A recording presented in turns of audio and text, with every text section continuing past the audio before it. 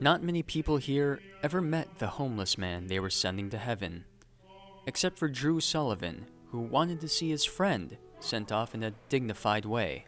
I was sort of a constant in his chaotic life. His name was Richard, or Richie, Marino.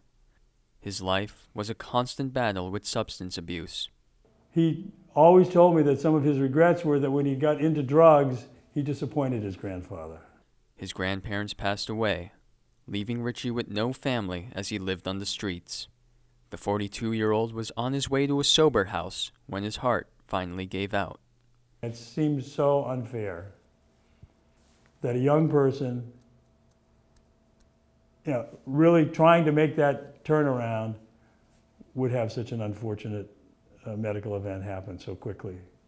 When Drew heard Richie died, he wasn't sure what happens next. I contacted the doctors and I said,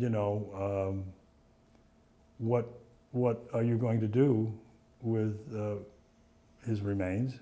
It's a question not many think about. When anyone dies without a penny to his or her name, who covers the cost of the funeral? Drew searched and found the Lazarus Ministry of the St. Anthony Shrine, who took Richie in free of charge.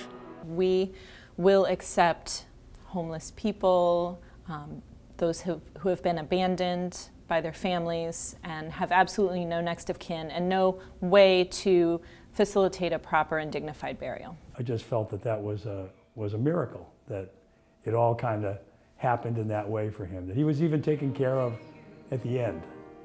I have called you each. The shrine has provided free services for a decade, relying on donations made mostly by local funeral directors. But free services come at a price. We unfortunately don't have an endless pool of funds. Nearly all funeral directors lose money to pay for an indigent's funeral and burial. When the average cost of an adult funeral service is about $6,500, directors often lower rates, pay out of pocket, and take the loss. And that doesn't include separate cemetery costs.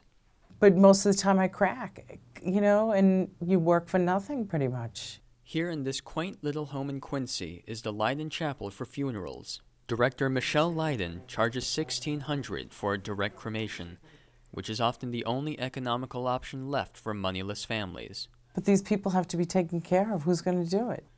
The state can pay back $1,100 as long as total costs are lower than $3,500. For Leiden, that leaves $500 unaccounted for. Whether or not poor families can pay, she's been left with over 80 abandoned cremated remains. We don't hold them hostage, but they owe $4.99, so but we send them notes saying we don't care about the $4.99 anymore. You know how many people owe us $4.99 at this point? Just take the ashes. Massachusetts is one of 16 states that subsidize indigent funerals. Last year alone, the state spent over $4.5 million taxpayer dollars to reimburse directors like Leiden. Each year, the number of burials keep piling higher. At least we have that small piece that we've been able to, at least get these people taken care of. The name of deceased engraved there on funding. Since 1998, State Representative Ben Swan has been pushing to raise the $1,100 maximum up to $2,000. It's a price today everyone agrees is still unrealistic. We didn't rewrite it in this filing based on the premise that we would amend it when time came. Funeral homes have other problems with the proposed bill. A laundry list of what's thought to be required of the funeral home at its expense. No mention of the word cremation either. When I filed this bill originally, this was seen in the industry as minimum standards. If the bill reaches the House floor, Swan plans to amend the bill to make it more relevant in today's economy. Has it been on my mind? Yeah, but I don't want to be like the money-grubbing person that, wants to go in. Last Christmas, Richie gave Drew a Chinese chopstick box. To Drew, the frog symbolizes talking to the dead, the salamander, immortality. In the Chinese tradition, they would put a jade frog in the mouth of the deceased to help the deceased speak to the living. So maybe this is Richie's frog to speak to us today. A gift that came from a man who at first was all alone, but died surrounded by people who cared. You know, he's been buried with dignity, and I think it's an amazing testament to our society, in a way, that even the least of us can have that.